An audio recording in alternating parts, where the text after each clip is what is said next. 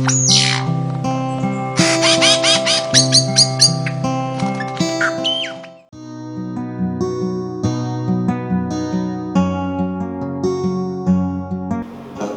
akan bicara tentang cara mengelola media sosial dan internet. Menurut teman-teman yang di daring, bahkan juga yang di tempat sini, menurut kita apa itu internet dan sosial media? Ini ada sedikit penjelasan dari Wikipedia. Internet adalah salah satu jaringan komunikasi yang memiliki fungsi untuk menghubungkan antara satu media elektronik dengan media elektronik yang lain dengan cepat dan tepat. Jaringan komunikasi tersebut akan menyampaikan beberapa informasi yang dikirim melalui transmisi sinyal dengan frekuensi yang telah disesuaikan untuk standar global. Dalam penggunaan jaringan internet sendiri atau sering diistilahkan apa TCP/IP, Transmission Control Protocol atau Internet Protocol.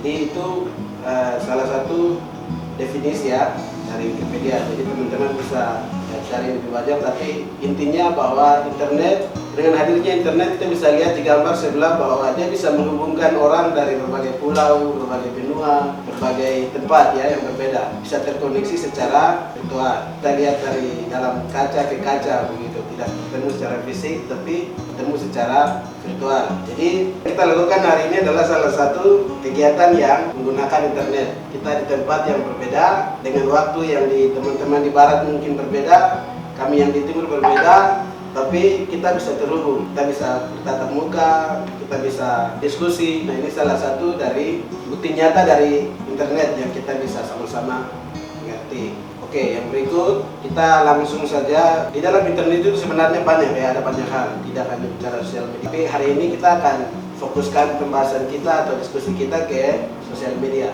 Kira-kira menurut teman-teman apa itu sosial media? Jadi ini dari salah satu pakar dari Wikipedia, sumbernya nanti sebentar. Jadi dia menyatakan bahwa sosial media adalah sebuah media untuk mensosialkan satu sama lain dan dilakukan secara online yang memungkinkan manusia untuk saling berinteraksi tanpa dibatasi oleh ruang dan waktu. Ya, kalau sudah bicara begitu berarti kita ingat Facebook, Twitter, Instagram, WhatsApp.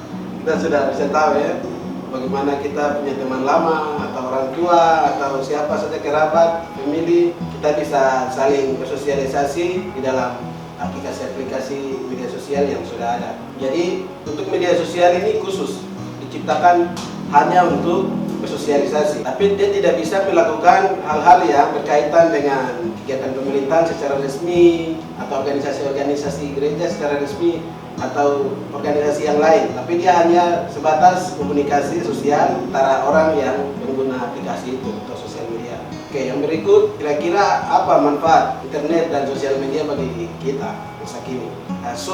Hadirnya Zoom dan kegiatan daring ini adalah salah satu manfaat ya, yang nyata yang kita bisa rasa, bahkan kita sendiri sudah praktek sekarang. Tapi bukan hanya ini, pasti masih ada banyak yang lain juga. Nah, di sini saya coba ambil sekitar 5 bidang besar yang mungkin kita bisa jadi sama-sama. Jadi ada bidang bisnis. Jadi di dalam bidang bisnis juga mereka menggunakan internet ya.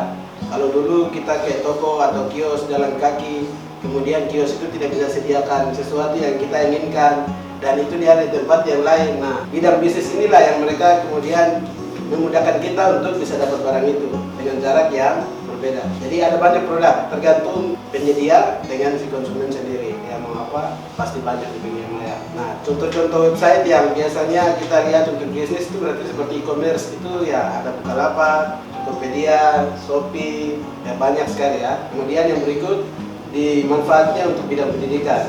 Jadi apalagi sekarang kita sudah tahu bahwa ada pandemi, kita semua dibatasi, ada PPKM di sana, kita tidak bisa bertatap muka dan lain-lain. Jadi pendidikan juga sekarang sudah melalui daring, ada melalui Zoom, ada melalui Google Classroom atau Facebook Meeting, Facebook Room, banyak ya, banyak aplikasi-aplikasi yang sekarang orang pakai untuk buat event-event. Berikut, kalau dalam bidang informasi, ya seperti tadi kita sudah bicara, ada portal berita di sana, ada informasi tentang, informasi ini banyak, ada sistem informasi untuk bisnis, tapi juga ada sistem informasi untuk akademis, tapi juga ada sistem informasi untuk organisasi atau gereja, gitu. Di mana situs-situs itu menyediakan semua informasi yang berkaitan dengan kegiatan mereka. Tapi ada juga lebih banyak di dalam portal ya yang berita. Yang berikut itu dalam bidang kesehatan. Dalam bidang kesehatan juga menggunakan internet ya. Internet ini sebagai salah satu media untuk bisa mempermudah transportasi obat. Mungkin kita yang di Papua susah dapat obat-obat dari Jakarta bisa kirim ke sini. Nah, bagaimana caranya kita bisa pesan, kita harus kirim keluhannya seperti apa. Pasti tidak bisa kita kirim surat atau apa, tapi kita menggunakan internet juga untuk kirim informasi. Karena hasil informasi itu berlanjut kepada tindakan antara penyedia dan yang memesan, yang memberi informasi. Oke, tidak hanya berakhir di situ, tapi bidang internet ini juga dia sangat bermanfaat untuk bidang sosial. Di dalamnya ya sosial media seperti tadi, tapi juga di dalam hal keimanan ya. Kalau bagi kita orang Kristen ini kan sosial media ini sebenarnya salah satu platform atau ini yang tempat yang paling tepat untuk kita bisa menjangkau kita punya saudara-saudara. Kalau mungkin kita takut menginjili dengan tatap muka karena dulu ini orang Papua, ini orang ini, berarti kita sebenarnya bisa pakai media untuk memberitakan kabar baik. Entah itu untuk orang kaum hijau atau mungkin orang Kristen kita juga tapi yang belum menerima Tuhan Yesus sebagai Tuhan dan Juru Selamat, hanya menjadi Kristen KTP, maka kita bisa menggunakan media ini untuk memberitakan kabar baik. Kemudian yang berikut itu hiburan. Ya memang kalau dulu ya kita kalau hiburan mungkin pergi ke bioskop, ya sampai sekarang masih ada, atau mungkin pergi ke olahraga atau apa. Tapi sekarang kebanyakan orang tinggal dengan smartphone atau HP, orang bisa menghibur diri, melihat yang komedi, ya banyak hal mereka bisa akses secara daring. Ada banyak manfaat, ada banyak bidang-bidang lain yang juga semua menggunakan internet. Jadi sosial media ini menurut data untuk tahun 2021 pengguna terbanyak di Indonesia itu pertama WhatsApp ya, kedua TikTok. Jadi ini traffic pengguna secara statistik. Ketiga Facebook.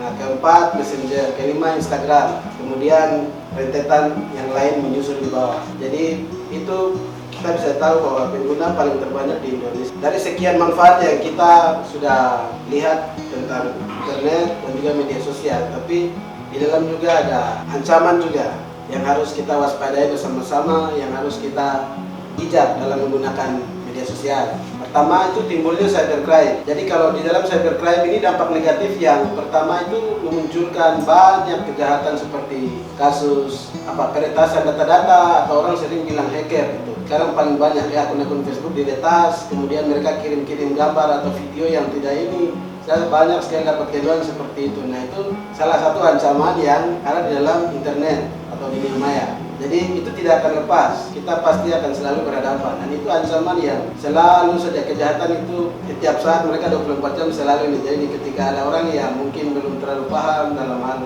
mengamankan data atau verifikasi 2 langkah seperti yang selalu Facebook dan lain-lain lakukan, kadang kita kalau tidak tahu langkah-langkah seperti ini kita hanya asal buka kemudian ini, nah kita bisa jadi korban. Saya harap kita yang hadir di sini tidak jadi korban. Jadi ya itu salah satu ancaman yang ada di dunia maya. Jadi hacker ini juga tidak hanya di media sosial ya, tapi juga dia bisa yang lebih jahat, ada banyak tingkatan.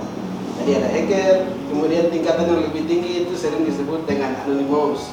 Nah orang-orang seperti ini yang biasanya ada orang bikin perdagangan manusia atau pencurian data perusahaan atau mungkin membuat kejahatan di bank-bank dan lain-lain. Jadi ada banyak tingkatan hacker. Jadi hacker itu bahasa umum dia yang mencakup mungkin ya media sosial atau password dan lain-lain hal seperti itu. Tapi kalau tingkatan lebih tinggi sebutannya juga beda, anonymous. Itu salah satu kata yang sering dipakai oleh orang-orang yang lebih pakar. Kemudian yang berikut itu pembuatan dan penyebaran konten ilegal. Nah ini yang memang sekarang kita sudah dengar dari materi pertama, materi kedua dan ketiga. Bagaimana kita mengumpulkan data, bagaimana kebenarannya harus kita uji, bagaimana validasi yang kadang tidak sesuai prosedur. Tapi tangkap informasi seperti ini mungkin karena dia punya sentimen atau masalah pribadi, kemudian pas sudah dia dapat berita yang mungkin jelek atau apa, dia pakai itu untuk menyebarkan informasi-informasi yang mungkin menjatuhkan atau seperti itu.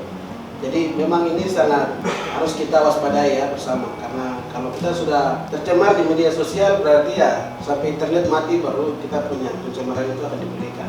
Jadi selama kita masih hidup dan internet kita akan hidup bersama-sama, berarti saat itu sudah nama kita akan rusak. Oke, yang berikut adalah penyebaran ujaran kebencian atau hate speech. Hate speech ini lebih banyak orang biasanya gunakan itu dia bicara tapi tidak benar, datanya tidak berat. Dia bicara hanya karena alasan-alasan tertentu, emosi atau mungkin unsur radikal terhadap ajaran tertentu, sehingga media dia pakai untuk mengujarkan hal yang negatif.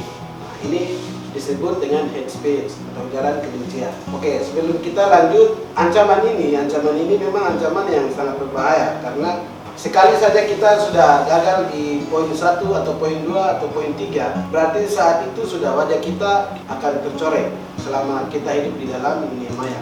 Kita mungkin masih bisa memperbaiki dengan bertatap muka untuk orang-orang yang kita kenal atau dekat. Tapi untuk orang yang masyarakat secara luas, mereka akan menanggapi sesuai dengan apa yang mereka lihat di dalam dunia maya. Jadi itu sebab kita harus bijak dari 3 ancaman ini. Dari pertama, kita mulai harus waspada dengan data-data kita, password, atau hal-hal yang kita jadikan verifikasi untuk data-data kita, yang baik itu email atau medsos, apa saja harus kita waspadai. Kemudian harus lebih bijak lagi. Kalau tidak ada hal-hal kita tidak tahu sumbernya, tidak jelas, berita itu tidak terlalu ini, tidak perlu kita bagikan. Hal-hal yang mungkin kita sudah marah dengan orang atau orang-orang tertentu, tidak harus kita juga sampaikan itu melalui media. Karena siapa kita itu wajah kita secara virtual ya. Siapa kita di dalam dunia maya itu kita sendiri yang diatur oleh orang lain. Nah, bagaimana cara mengaturnya? Caranya ya kita hindari postingan-postingan yang masuk dalam kategori hate speech atau ujaran kebencian, tapi juga konten-konten yang memang sumbernya tidak jelas, tidak perlu kita upload lagi atau kita bagikan lagi, tidak perlu. Supaya apa yang kita sampaikan itu tidak dicap sebagai penyebar hoax atau penyebar kebencian. Kita bisa dikategorikan sebagai penyebar kebencian atau hoax tergantung apa yang kita bagikan. Oke, terima kasih. Ya, dari saya mungkin seperti itu.